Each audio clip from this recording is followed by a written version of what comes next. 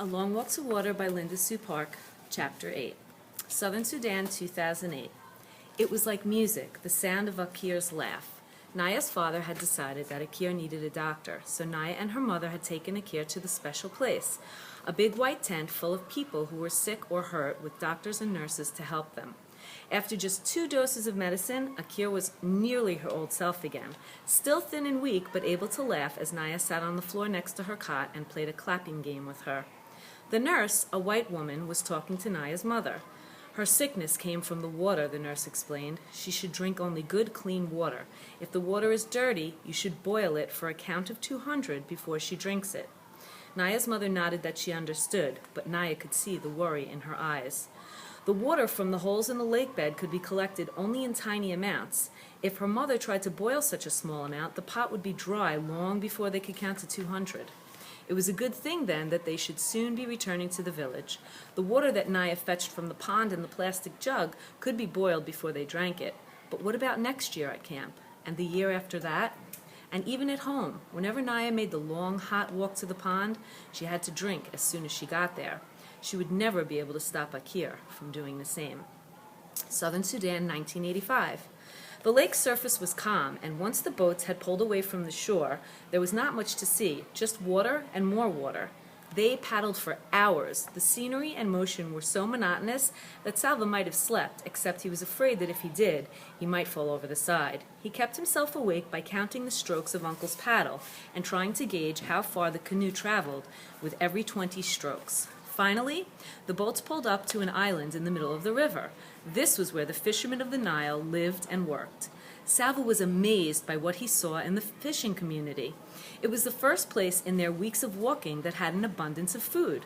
The villagers ate a lot of fish, of course, and hippo and crocodile meat as well, but even more impressive were the number of crops they grew.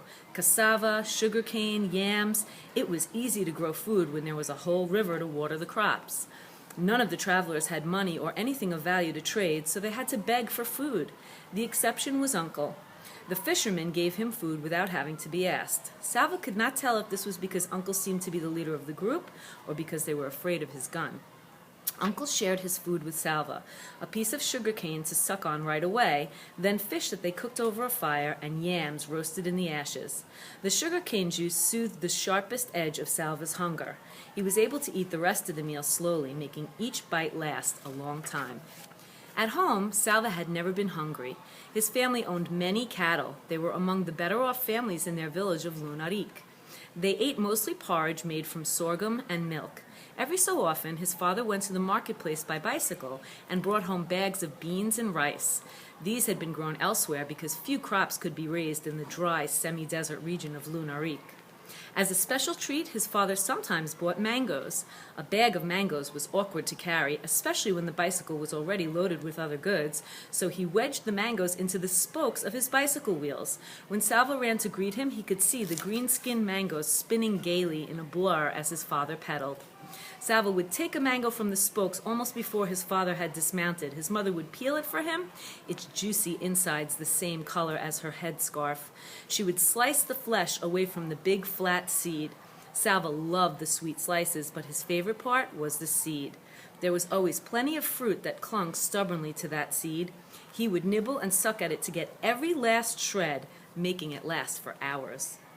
There were no mangoes among the fishermen's great stores, but sucking on his piece of sugar cane reminded Salva of those happier times. He wondered if he would ever again see his father riding a bicycle with mangoes in its spokes. As the sun touched the horizon, the fishermen abruptly went into their tents. They weren't really tents, just white mosquito netting hung or draped to make a space so they could lie down inside. Not one fisherman stayed to talk or eat more or do anything else. It was almost as if they all vanished at the same moment. Only a few minutes later, mosquitoes rose up from the water, from the reeds, from everywhere. Huge, dark clouds of them appeared, their high-pitched whine filling the air. Thousands, maybe millions of hungry mosquitoes massed so quickly that in one breath Salva could have ended up with a mouthful if he wasn't careful, and even if he was, they were everywhere, in his eyes, nose, ears, on every part of his body. The fishermen stayed in their nets the whole night long. They had even dug channels from inside the nets to just beyond them so they could urinate without having to leave their little tents. It didn't matter how often Salva swatted at the mosquitoes or that one swat killed dozens at a time. For every one he killed, it seemed that hundreds more swarmed in to take its place. With their high-singing whine constantly in his ears, Salva slapped and waved at them in frustration all night long. No one in the group got any sleep. The mosquitoes made sure of that. In the morning, Salva was covered with bites. The worst ones were in the exact middle of his back, where he couldn't reach to scratch. Those he could reach, though, he scratched until they bled. The travelers got into the boats one more time to paddle from the island to the other side of the Nile. The fishermen had warned the group to take plenty of water for the next stretch of their journey. Salva still had the gourd, Salva still had the gourd that the old woman had given him. Others in the group had gourds too, or plastic bottles, but there were some who did not have a container. They tore strips from their clothing and soaked them in a desperate attempt to carry at least a little water with them. Ahead lay the most difficult part of their journey, the Akobo Desert.